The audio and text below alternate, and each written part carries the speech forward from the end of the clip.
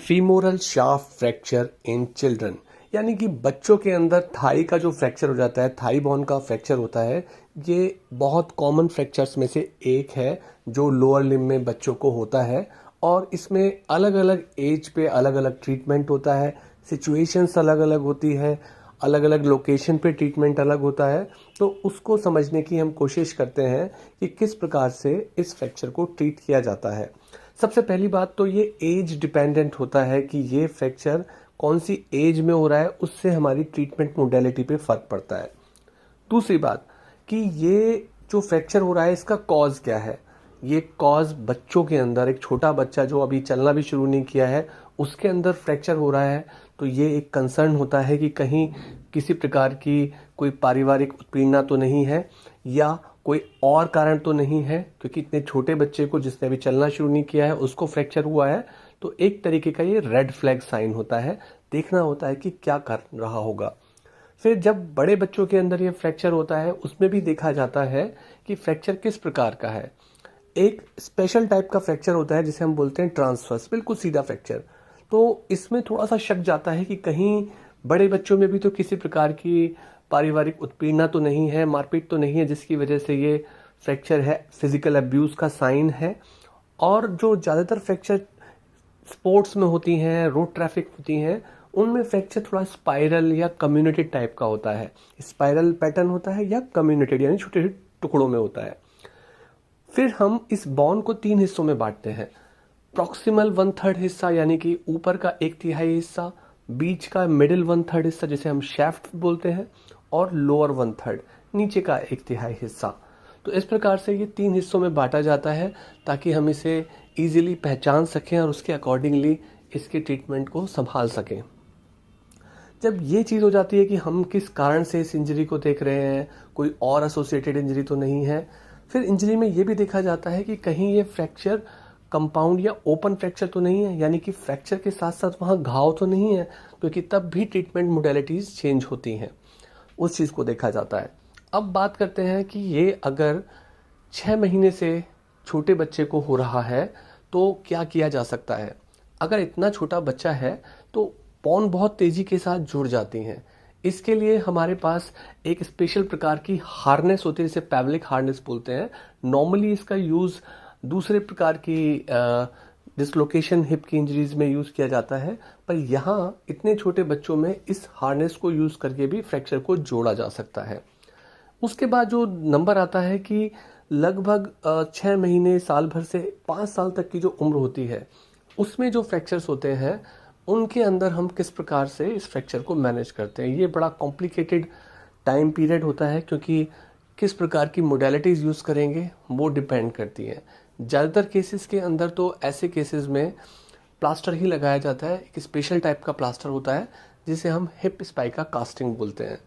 उसमें प्रॉब्लम ये होती है कि फ्रैक्चर के छोटे होने के चांसेस रहते हैं कि जो फ्रैक्चर के बोन है दोनों सरफेस एक दूसरे को ओवरराइड करें, उससे बोन छोटी हो सकती है।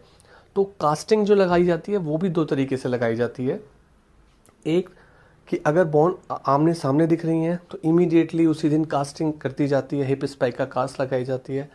दूसरा, अगर ऐसा लग रहा है कि जो पैर में छोट बढ़ाई होने के चांसेस काफ़ी ज़्यादा हैं तो शुरुआती पीरियड में उसको एडमिट करके एक खिंचाव लगाया जाता है। जब वो खिंचाव बना रहता है कुछ समय के लिए और बोन थोड़ी सी रीजनेबल अलाइनमेंट में आ जाती है तब प्लास्टर लगाया जाता है। उसको डिलेड हिप स्पाइका कास्टिंग बोलते हैं। फिर जब बच्चा 5 साल से 11 साल तक की एज में जाता है उस समय 2 चीज़ें इंपॉर्टेंट होती हैं कि फ्रैक्चर किस प्रकार का है। ट्रांसवर्स फ्रैक्चर होता है तो ज़्यादातर केसेस के अंदर इंट्रामेडुलरी इलास्टिक नेल होती हैं, टाइटेनियम की बनी हुई नेल्स होती हैं, वो लगाई जाती हैं। तो उससे ये फ्रैक्चर्स अपने अलाइनमेंट में आ जाते हैं। इनके अंदर एक तरीके का 3 पॉइंट कॉन्टैक्ट बनता है इलास्टिक नेलिंग के साथ साथ। थोड़ा सा रोटेशनल अलाइनमेंट की प्रॉब्लम हो सकती है बट लेंथ मेंटेन हो जाती है और ट्रांसवर्स फ्रैक्चर में ये बहुत अच्छे से काम करती है। जो स्पाइरल फ्रैक्चर्स होते हैं वहाँ थोड़ी टेक्निकल प्रॉब्लम्स आती हैं, नेल लगाने से उतना रोटेशन सही से मेंटेन नहीं रह पाता है। तो वहाँ एक दूसरा ऑप्शन आता है बड़े बच्चों के अंदर जिसे हम बोलते हैं सब मस्कुलर फीमोरल प्लेटिंग। सब मस्कुलर फीमोरल प्लेटिंग का मतलब है कि मसल्स के नीचे से एक प्लेट को ट्रांसफर किया जाता है और उस प्लेट को फिक्स किया जाता है। एक तरीके का रिजिड फिक्सेशन होता है जो किया जाता है। उस प्रकार के फ्रैक्चर्स में जो ट्रांसवर्स नहीं है, बहुत ज़्यादा कम्युनिटेड है, तो उसमें भी एक मोड होती है प्लेटिंग की, जिसे हम ब्रिज प्लेटिंग बोलते हैं, वो की जाती है। क्योंकि कहीं ना कहीं ये देखा जाता है कि थोड़ी बहुत 2, 3, 4 सेंटीमीटर की छूट बढ़ाई शुरुआत में चल सकती है, जो बाद में मैनेज हो सकती है, पर उससे ज़्यादा अगर छूट बढ़ाई है पैर में तो उसे बचने के लिए ये इलास्टिक नीलिंग या फिर जो ये सब मस्कुलर प्लेटिंग एक बेटर ऑप्शन होता है। जब बच्चा 11-12 साल की एज में आता है तो वहाँ एज के साथ साथ देखा जाता है कि बच्चे का वेट कितना है। अगर वेट 45 किलो से ऊपर का जा रहा है तो ऐसे बच्चों के अंदर इलास्टिक नेलिंग नहीं की जाती है, क्योंकि वो स्टेबल नहीं रह पाते इतने बड़े बच्चों के अंदर, और 12 साल के ऊपर भी नहीं की जाती है। वहाँ सिर्फ 2 ही ऑप्शन बचते हैं। एक ऑप्शन होता है सबमस्कुलर प्लेटिंग, जो कि आप ओपन करके भी करते हैं और मिनिमम छोटे छोटे इंसिजन से मिपो टेक्निक से भी करते हैं। दूसरा तरीका होता है लैटरल एंट्री की फीमोरल इंटरलॉकिंग नेल। नॉर्मली जो बड़े लोगों में नेल डाली जाती है वो हिप के पास से डाली जाती है, जिसे हम पायरिफॉर्मिस फोसा बोलते हैं, पर छोटे बच्चों में वो नेल सीधी नहीं डाली जा सकती है, क्योंकि वहाँ पे एक ब्लड सप्लाई होती है, वो हैम्पर्ड हो सकती है। इसीलिए एक स्पेशल टाइप की लैटरल बेंडिंग नेल आती है फीमर की छोटे बच्चों के लिए। वो नेल ट्रोकेंट्रिक फोसा से डाली जाती है। उसके भी अपने प्लस और नेगेटिव पॉइंट हैं। प्लस पॉइंट यह है कि एक अच्छा रिजिड फिक्सेशन मिलता है, बच्चों को बहुत जल्दी चलाया भी जा सकता है 12 साल से बड़े बच्चों को।